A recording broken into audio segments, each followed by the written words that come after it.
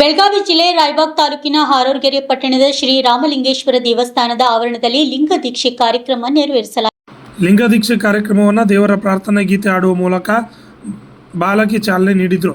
100 ರಿಂದ 150ಕ್ಕೂ ಹೆಚ್ಚು ಜನ ಭಕ್ತಾದಿಗಳು ಲಿಂಗ ದೀಕ್ಷೆ ಪಡೆದುಕೊಂಡರು.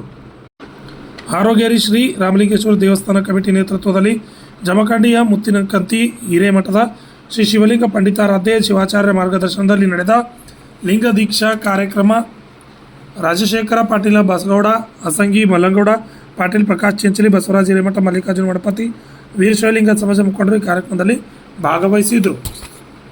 Shashidhar Kogatnur, RJ 32 Kannada news, Chikkodi.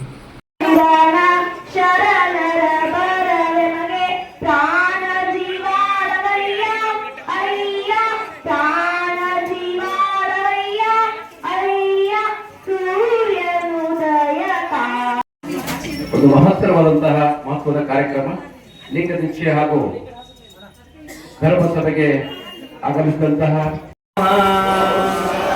ಓಂ ಉಗ್ರಾಯ ನಮಃ, ಓಂ ಕಪಾಲಿನೇ ನಮಃ, ಓಂ ಶಿವಾಯ ನಮಃ, ಓಂ ಶಿವಾಯ ನಮಃ, ಓಂ ಶಿವಾಯ ನಮಃ,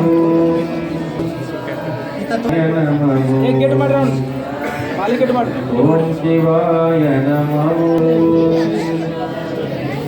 ಓಂ ಶಿವಾಯ ನಮಃ,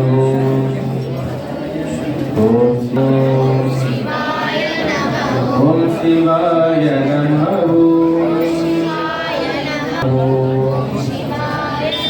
ಓಂ ಹರಾಯ ನಮಃ, ಓಂ ಶಿವಾಯ ನಮಃ, ಓಂ ಹರಾಯ.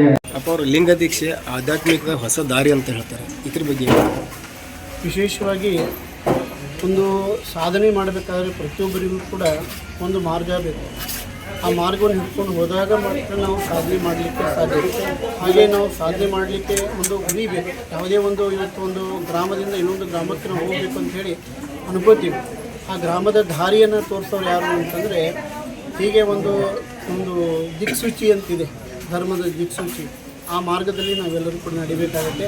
ಅದಕ್ಕಾಗಿ ಪ್ರತಿಯೊಂದು ಆಧ್ಯಾತ್ಮಿಕ ಕ್ಷೇತ್ರದಲ್ಲಿ ನಾವು ಏನಾದರೂ ಸಾಧನೆ ಮಾಡಬೇಕಾದ್ರೆ ಗುರುವಿನ ಮಾರ್ಗದರ್ಶನ ಕೂಡ ಅಷ್ಟೇ ಮುಖ್ಯ. ಅದರ ಜೊತೆಗೆ ಗುರುಗಳ ಒಂದು ಉಪದೇಶನೂ ಕೂಡ ಅಷ್ಟೇ ಮುಖ್ಯವಾಗಿದೆ. ಈಗೇನು ದೀಕ್ಷಾ ಕೊಟ್ಟಿರಲ್ಲಪ್ಪ ಅವ್ರಿಗೇನಾದರೂ ನೇಮ ನಿಷ್ಠೆ ಅಥವಾ ಏನಾದರೂ? ಪ್ರತಿಯೊಂದು ದೀಕ್ಷೆಯೊಳಗೆ ನಿಯಮಗಳದಾವೆ. ಇವತ್ತಿನ ದಿನಗಳಲ್ಲಿ ಏನಾಗ್ಬಿಟ್ಟಿದೆ ಅಂತಂದರೆ, ಕೆಲವೊಂದಿಷ್ಟು ನಿಯಮಗಳನ್ನು ನಾವು ಪಾಲಿಸಲಿಕ್ಕೆ ಆಗೋದಿಲ್ಲ ಅಂತೇಳಿ ಎಷ್ಟೋ ಜನ ದೀಕ್ಷೆಯಿಂದ ಹಿಂದುಳಿತಾ ಇದ್ದೀವಿ. ನಾವು ಲಿಂಗ ಕಟ್ಕೊಂಡ ಮೇಲೆ ಅಲ್ಲಿ ಇಲ್ಲಿ ಹೋಗಲಿಕ್ಕೆ ಆಗೋದಿಲ್ಲ, ಅದನ್ನು ಕೆಲಸ ಮಾಡಲಿಕ್ಕೆ ಆಗೋದಿಲ್ಲ ಅಂಥೇಳಿ ಕೆಲವೊಂದಿಷ್ಟು ಜನ ದೂರ ಉಳಿಯೋದನ್ನು ನೋಡ್ತೀವಿ. ಅದಕ್ಕಾಗಿ ನಾವು ಹೇಳೋದು ಇಷ್ಟೇ, ಪ್ರತಿಯೊಬ್ಬರು ವೀರಶೈವ ಲಿಂಗಾಯತರು ಲಿಂಗಧಾರಿಗಳಾಗಿ ಪ್ರತಿಯೊಂದು ನಾವು ಯಾವುದೇ ಒಂದು ಜಾಗಕ್ಕೆ ಲಿಂಗಧಾರಣೆ ಮಾಡಿಕೊಂಡು ನಾವು ಯಾವುದೇ ಒಂದು ಕೆಟ್ಟ ಸ್ಥಳಕ್ಕೆ ಹೋದರೂ ಕೂಡ ಆ ಸ್ಥಳನೂ ಕೂಡ ಪವಿತ್ರ ಆಗುತ್ತೆ ಅಂತಕ್ಕಂಥದ್ದು. ಮತ್ತು ಲಿಂಗಧಾರಿ ಸದಾ ಶುಚಿ ಅಂತ ಹೇಳ್ತೀವಿ. ಲಿಂಗವನ್ನು ನಾವು ಯಾವಾಗಲೂ ತೊಳಲಿ ಕಟ್ಕೊಂಡ ಮೇಲೆ ನಾವು ಯಾವಾಗಲೂ ಕೂಡ ಶುಚಿಯಾಗಿರ್ತೀವಿ, ಪವಿತ್ರವಾಗಿರ್ತೀವಿ ಅನ್ನೋದು ಒಂದು ಪದ್ಧತಿ. ನಾವು ಯಾಕೆ ಲಿಂಗ ದೀಕ್ಷೆಯನ್ನು ಪಡ್ಕೋಬೇಕು ಅನ್ನೋದಕ್ಕೆ ಉದ್ದೇಶ ಏನು ಅಂತಂದರೆ, ನಾವು ಕೆಲವೊಂದಿಷ್ಟು ದೀಕ್ಷೆ ಪಡ್ಕೊಂಡ ಮೇಲೆ ಕೆಲವೊಂದಿಷ್ಟು ಮಾಡಲಿಕ್ಕೆ ನಾವು ಹಿಂದೆ ವಿಚಾರ ಮಾಡ್ತೀವಿ. ಇವತ್ತು ನಾವೆಲ್ಲ ಆ ದೀಕ್ಷೆ ಪಡ್ಕೊಂಡ ಮೇಲೆ ಕೆಲವೊಂದಿಷ್ಟು ಜಾಗಕ್ಕೆ ಯಾಕೆ ನಾವು ಹೋಗಂಗಿಲ್ಲ ಅಂದರೆ, ಕೆಟ್ಟ ಜಾಗಕ್ಕೆ ನಾವು ಹೋಗಂಗಿಲ್ಲ. ಯಾಕಂದರೆ ನಾವು ಲಿಂಗಧಾರಿಗಳಾಗಿತ್ತು, ನಾವು ಹೋಗಬಾರ್ದು ಅಂತಕ್ಕಂಥ ಭಾವನೆಗಳು ಬರುತ್ತೆ. ಅದಕ್ಕಾಗಿ ಲಿಂಗವನ್ನು ಕಟ್ಟಿಕೊಂಡ ಮೇಲೆ ಆಚಾರ ವಿಚಾರ ಅಂತ ಆಚಾರವೇ ಅನಾಚಾರ ಮಾಡ್ಕೊಂತ ಹೇಳ್ತಾರೆ. ನಾವು ಆಚಾರವಂತರಾಗಿದ್ವಿ ಅಂತಂದರೆ ಎಲ್ಲ ಒಂದು ಇಂಥ ದುಷ್ಟ ಚಟಗಳಿಂದಲೂ ಕೂಡ ನಾವು ಮುಕ್ತರಾಗ್ಬೋದು ಅನ್ನೋದು ಕೂಡ